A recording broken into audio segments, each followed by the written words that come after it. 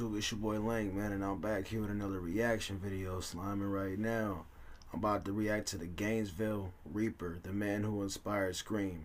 And this is by the homegirl Sky, you feel me? I've reacted to her before, you feel me? To me, she's one of the dopest people that are really doing the forensic murder, you feel me, she storytelling, she does it well, you feel me?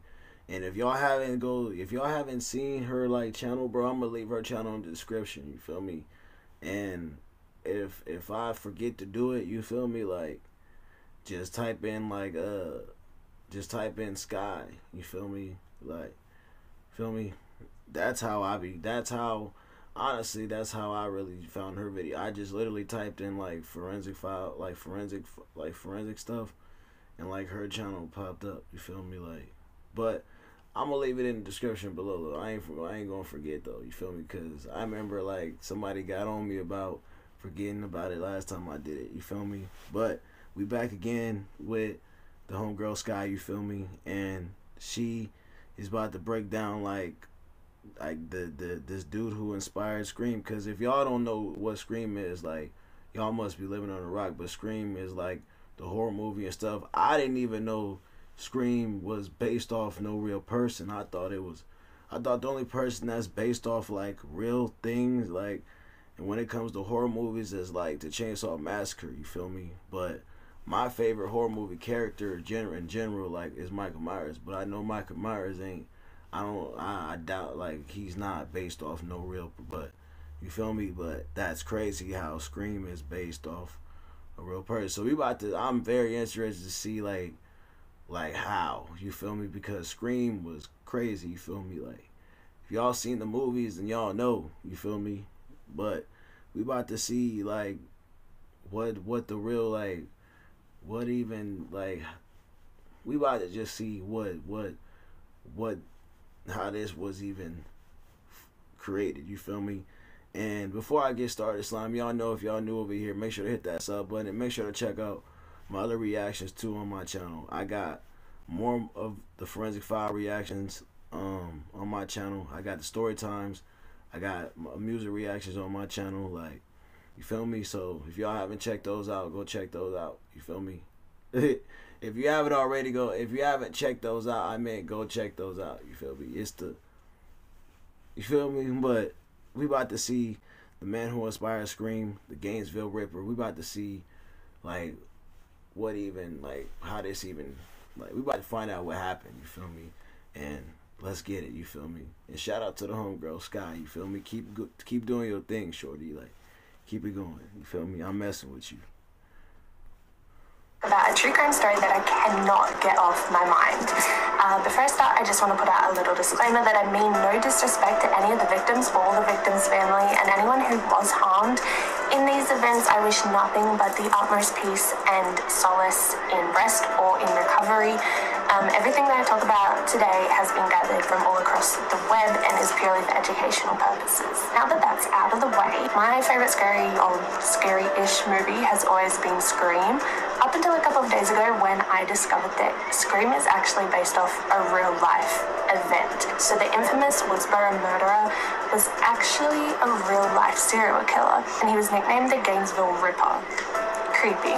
The Gainesville Ripper garnered a lot of attention after he killed 5 students over the course of 4 days in 1990. He instilled so much fear into the... Wait, hold on, y'all. I gotta grab my glasses.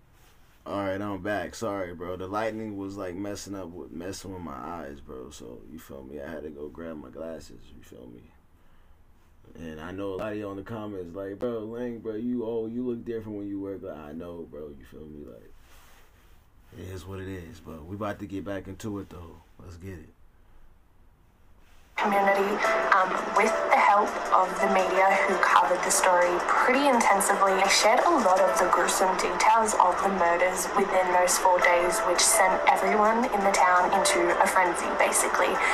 There were families staying at hotels because they felt safer. There were students transferring to different schools because they didn't feel safe where they were. And there were even groups of friends staying in one... Where is my voice? There was even groups of friends staying in one apartment out of fear of being on their own. Everyone was terrified. Police pretty much immediately knew they had a serial killer on their hands due to the nature of the crimes, and they instantly feared that there would be more crimes to come. But what they didn't suspect was how fast the murders would be committed. The police felt like they were always a step behind during these murders. They felt as though the killer always had a one-up on them, and it even got to the point where they weren't sure whether it was a copycat killer, whether it was one killer. They weren't sure if they had their motive misconstrued, and they were so conflicted that they even held a suspect for longer than the legally permitted time frame because they were so sure that he was the killer, and he wasn't. Police did eventually catch the Gainesville Ripper, but I'll get into that a little bit later. For now, I'm going to tell you how the murders were committed. A little disclaimer, there is sexual assault in these stories, as well as being fairly gruesome. There's also mutilation to the body, so if you don't want to hear any of that, I suggest you click off. The first murders committed by the Gainesville Ripper occurred in the early morning hours of Friday, 24th of August, 1990. His victims were 17-year-old freshman Sonia Larson and 17-year-old Christina Powell. Killer had broken into their apartment using a screwdriver to sort of jimmy the lock of a sliding glass door. As well as being armed with a screwdriver, he was also armed with a Marine Corps K-bar knife, which later led police to believe that he may have had military training, as they could tell what kind of knife he was using due to the wounds he left behind in the victims. After breaking in, the killer came across Christina first, and she was asleep on the downstairs couch. So the killer actually stopped for a moment and watched her sleep. He then decided that he would go upstairs to where Sonia Larson was, also asleep in her bed. When he reached Sonia, he stabbed her once in the chest before then duct taping her mouth to muffle her screams. He then continued to stab her in the chest, the stomach, the arms, even in the thighs. She quickly died after that due to her wounds. And once he was finished with her, he went downstairs back to Christina, who was still asleep on the couch. He duct taped her mouth just like he did with Sonia, though this time he also duct taped her hands behind her back so that she couldn't struggle. He then took his knife and sliced her clothes off, removing them from her body. He then threatened her with... Bro, this dude was ruthless. You feel me? Like, that's crazy. That's crazy how he was. That's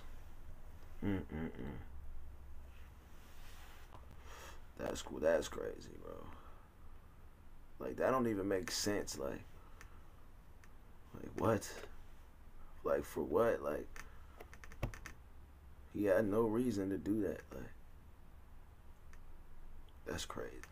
That's why I always tell y'all, like, with these forensic files and, like, with these, like, bro, you hear the most craziest stuff these people do to, like, innocent and, like, man, like, it's just, like, bro, like, feel me? A knife and violently sexually assaulted her. When he was finished doing that, he placed her face down on her stomach, and then he stabbed her 5 times in the back, which ultimately killed her. Christina Powell's body was also mutilated. He actually had cut off her nipples, and he took them with him, so police assumed that he was taking them as some sort of prize or some sort of trophy to say, look what I've done, you know, take something away from the crime that he had committed, because he was proud of it.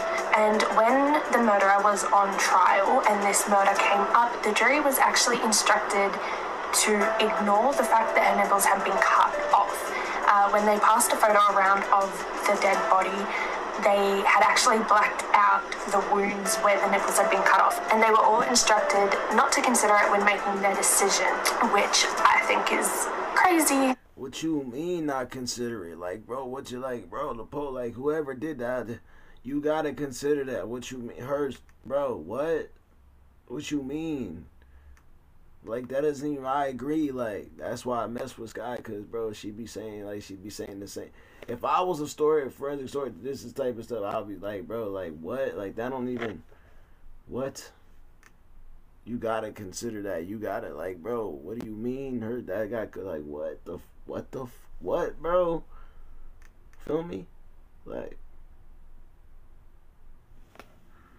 it makes sense for the fact that it did occur after death. It wasn't a contributing factor in her murder necessarily, but I think it's something that would be fairly hard to ignore, the fact that he had mutilated her body like that. He then left both bodies in sexually promiscuous positions. He did this to humiliate the bodies. He put them on their hands and knees with their behinds in the air. And police came to the conclusion that he was doing this as a way to humiliate them and show off what he had done. The killer also showered before leaving, but he did manage to leave behind some DNA. He left semen in Christina's underwear next to her dead body, as well as leaving some in paper towels in the kitchen. He also removed the duct tape from both girls and took that with him, as well as taking Christina's nipples with him. Immediately, police assumed that they had a serial killer on their hands due to the nature of the crimes, and due to the fact that they felt he enjoyed what he was doing. The police feared that he would strike again, though at this point they had no idea how quickly he would murder again. Approximately 42 hours later, in the evening hours of Saturday, the 25th of August 1990, he broke into the apartment of Krista Hoyt. Again, the killer entered through glass doors after jimmying the lock with a screwdriver, but unlike the first two murders, this time Krista wasn't home. The murderer actually had to wait in her apartment for her to arrive home, and this led police to believe that the murderer had actually stalked Krista beforehand. They assumed that he had stalked her beforehand and handpicked her to be a victim of his attacks. Police weren't sure whether this had been the case for the first two girls, as the first two girls did have a third roommate who was absent at the time of the murders. So this time it was a little bit different, where they had more evidence to believe that he had handpicked this girl, whereas they didn't have that sort of evidence for the first two murders. When Krista arrived home, the attacker placed her in chokehold, surprising her from behind, and dragged her from the living room to a bedroom, then duct taped her mouth and her hands and cut her clothes off before sexually assaulting her. After the sexual assault was finished, he placed her on her stomach and stabbed her in the back 3 times. Krista was actually reported missing not long after the murder, and when police arrived to her house to check on her, they didn't get a response. So they knocked on her door, they checked around the premises, and they even called out to her a couple of times. Instead of just leaving the scene, police officers actually discovered that her blinds were a little bit askew in the corner of her sliding glass door, so that if they got on their hands and knees, they could actually see through the doors to see if anyone was home. So a police officer did get down on his hands and knees and peeked through the gap in the window and discovered her dead body. And when police officers entered the premises, they discovered that, just like the first two murders, Krista had been positioned in a fairly humiliating way. She was positioned so that she was sitting up, slumped over on the end of her bed, and sitting across from her on her bookshelf was actually her head. Her head had been positioned to stare at her dead body. This time, the mutilation had been taken to the next level. As well as beheading her, he also cut off her nipples. This time, though, he left the nipples sitting next to her body on the bed. So unlike the first murders where police assumed he had taken it as a trophy, this time they were sort of stumped as to why he would leave them. Now they were left to question whether or not this was the same killer. They assumed it might have been a copycat killer because those details had been shared on the news in the large amount of media coverage, and they were worried that maybe they had a copycat killer on their hands because they couldn't understand why he would take one set and not the second. They also feared that if this was the same killer and he had upped the ante for this murder, what would he do next in order to seek a bigger high? Just like in the first murders, during the trial, the jurors were instructed not to take the decapitation into consideration, which again is just crazy. How could you not consider the fact that someone had been decapitated? That's what I'm saying. Like, bro, like, what were these police doing? Like, bro, how could you not? These people are getting, they are getting annihilated. Like, what in the actual, like, like, I don't even know what to say. Like, come on, man, this is crazy. Did occur after her death, which is why they were instructed not to consider it, but it just seems nuts to me. So now police were confused. They had a lot of conflicting evidence, but the one thing that came out of this that they felt was a positive is that now they could identify a pattern between victims. All the victims were female, all the victims were students, all the victims were petite, and all the victims had brown hair. They felt they were onto something. Only a day later, and the killer struck again. He broke into another apartment, this time the apartment of Tracy Pauls and Manuel Taboda. Again, he broke in through sliding glass doors using a screwdriver, and again he was armed with the same Marine Colts K-bar knife. This time he went straight into Manny's room, where he stabbed him first in the stomach, which wounded him fairly greatly. Manny actually woke up and tried to defend himself. He tried to get away from the attacker, and the struggle was said to have been quite full-on, quite brutal. Manny was a fit kid. He was strong, he wasn't weak by any means, and he fought for his life. But unfortunately, the killer didn't give up. The killer stabbed him in the chest, the stomach, the arms, the legs, even the hands and the face, which I think goes to show if you're being stabbed in the hands, you're really trying to defend yourself. And Tracy and Manny's roommate actually woke up from the commotion of this attack, and she snuck into Manny's room where she saw the killer. She caught a glimpse of him covered in Manny's blood and ran for her life. She tried to lock her door behind her and barricade herself into the room, but unfortunately the Ripper got into the room and attacked her.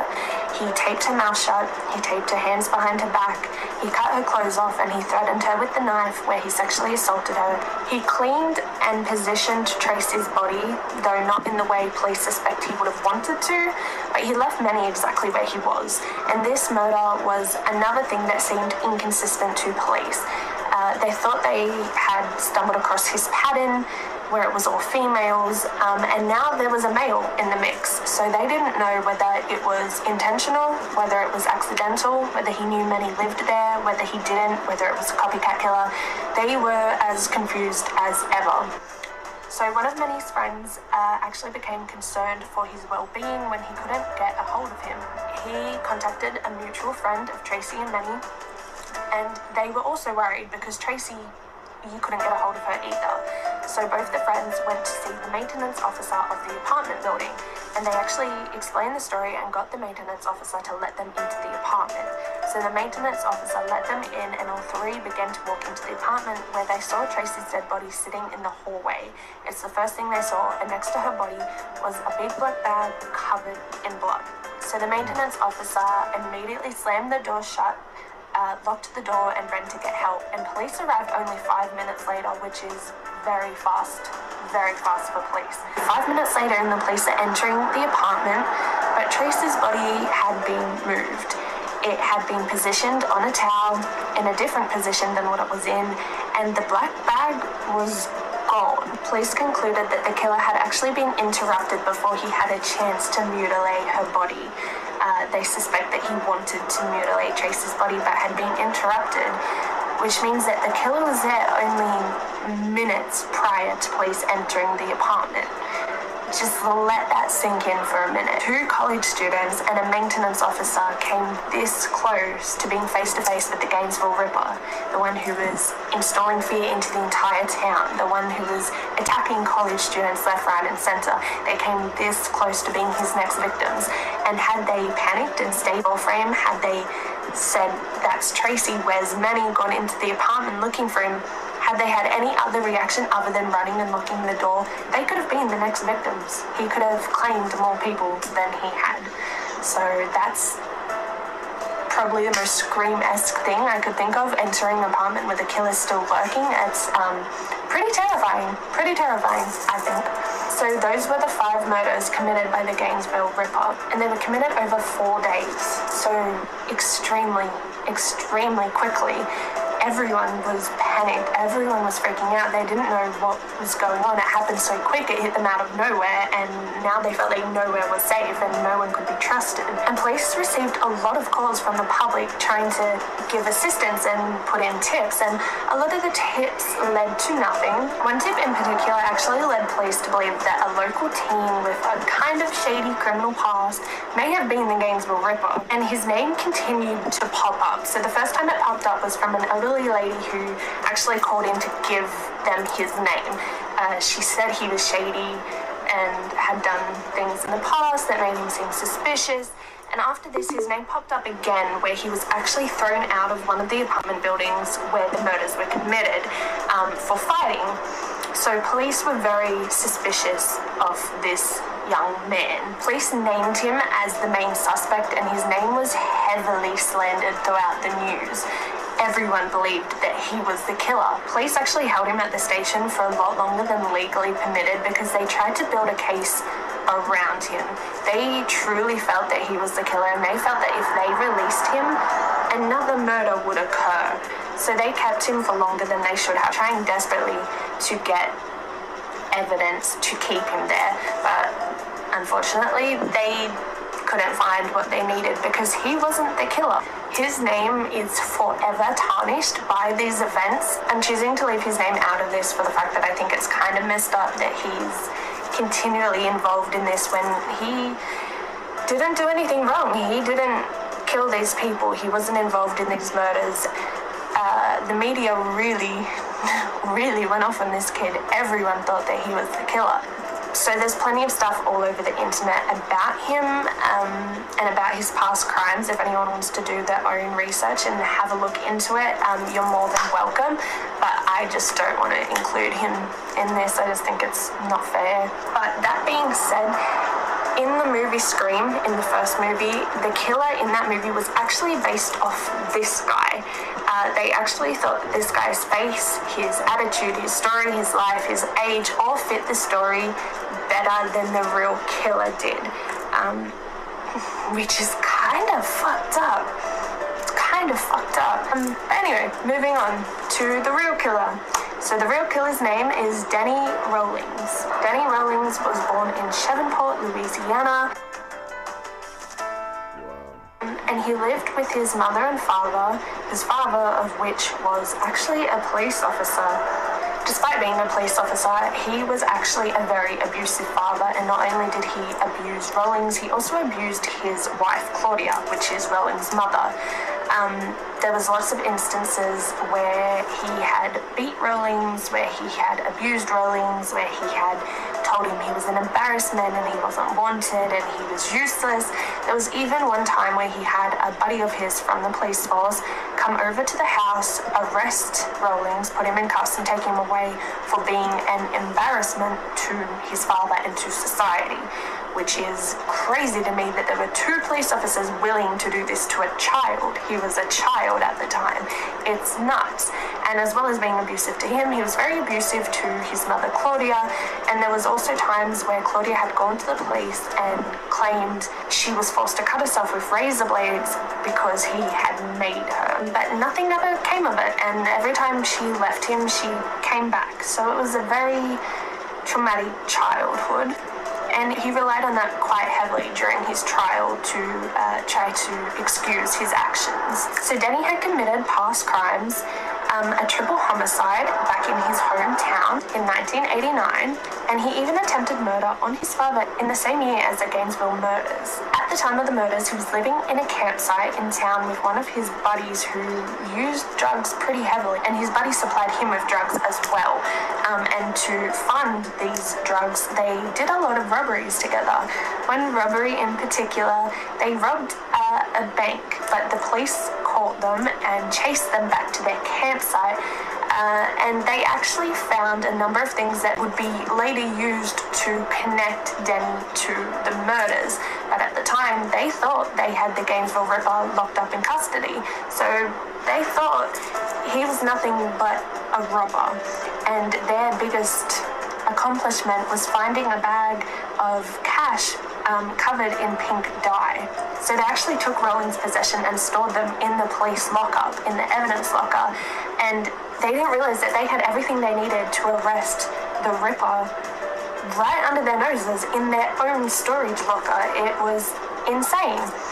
So Rawlings got away, he ran away, and he did what he knew how to. He committed a string of robberies, he broke into college students' homes, and he stole money. But he didn't get a lot, so he stole a car, and he committed a robbery on a store. But the police were called and the police pursued him, and they actually ended up in a high-speed car chase. So that continued for some time until Denny actually crashed his car. And when he crashed, he got out and ran into the woods. So the police pursued him on foot and finally caught him. They caught the Gainesville Ripper. Once he was in custody, he was actually very forthcoming about his crimes. Police asked him for DNA samples, and it matched the DNA that was left at the crime scenes of the murders. It was then that they discovered his possessions actually connected him to the crimes as well. Once in custody, he was very forthcoming, he was very cooperative, he was very helpful, he was well spoken, he didn't seem quick to anger, he seemed very well in control of himself. That was up until one instance where they sort of saw a different side to him. He became so angry that he actually ripped a toilet seat off of the toilet and threw it at people across the room. It was at this point that his defense attorney actually ordered a psychological test and evaluation, and she suggested that he change his plea from guilty to an insanity plea.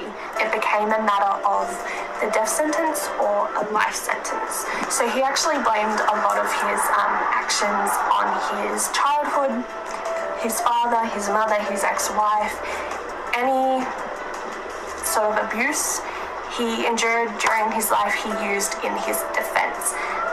But that being said, to the jury's surprise, to the judge's surprise, he tried to use that. No, bro. You did stop. No, bro. He tried using that he tried to use that as an excuse. Like, no, bro. No, nah. Don't try to do that because you wasn't doing that when you were decapitating. Like, nah, bro. I don't want to.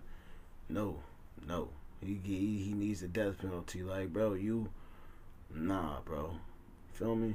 Nah. and to his attorney's surprise, at the very last minute when the trial began, he changed his plea from an insanity plea, which was permitted after he had seen psychologists. They had mixed reports. Some thought he was perfectly sane, others thought there was something more going on. But he actually changed his insanity plea to guilty, and he hadn't told anyone, so it was a big surprise. And it's assumed that he did this as a last-ditch effort to gain control.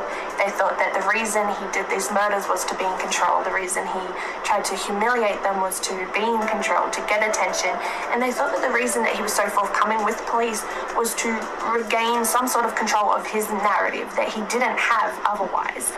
His defense truly believed he would have got off the death sentence penalty, but it didn't turn out that way. Denny Rollins was sentenced to death for the horrific murders of Sonia Larson, Christina Powell, Good, bro. You deserve that. You feel me? Krista Holt, Tracy Pauls, and Manuel Taboda. In 2006, the Gainesville Ripper was put to death by lethal injection. So let me know what you think about this story. What do you think about the fact that this... And I'm going to end it right there, Slime, because my camera about to die. But shout out to Sky, you feel me? Keep it pushing, keep it going, you feel me? Like I said, she's one of the dopest, like narrators when it comes to, like explaining, like, the murders and the forensic file stuff. Like, she's dope, you feel me? So keep it pushing, Sky, keep it going, you feel me? And, like she said, bro, I want to know how y'all felt about in the comments, you feel me? Like, bro, like... Y'all let me know, cause I was shocked. You feel me? Like, that's crazy. You feel me? But y'all let me know how y'all felt. And does this change y'all opinion about, like, the movie Scream and how y'all view them? You feel me? Or do y'all still mess with? I still like mess with Scream. Like, it's cool. Like, you feel me? But that's just crazy. Like, that is based on a real story. Like, that's wild. You feel me? But yeah, y'all let me know how y'all felt about it. You feel me? I love y'all. Y'all stay safe. And like I said, if y'all new over here, make sure to check out my other reactions on my channel. I got the music reactions. I got more of the forensic file channel, like more of the forensic files. I got a playlist for it. You feel me? Of all my reactions that I've done. You feel me? Of them. I got the, like, funny reactions. I got it all over here. So check those out if you haven't already. I love y'all. Y'all stay safe, and I'm gonna holler at y'all next time, Slime. Already.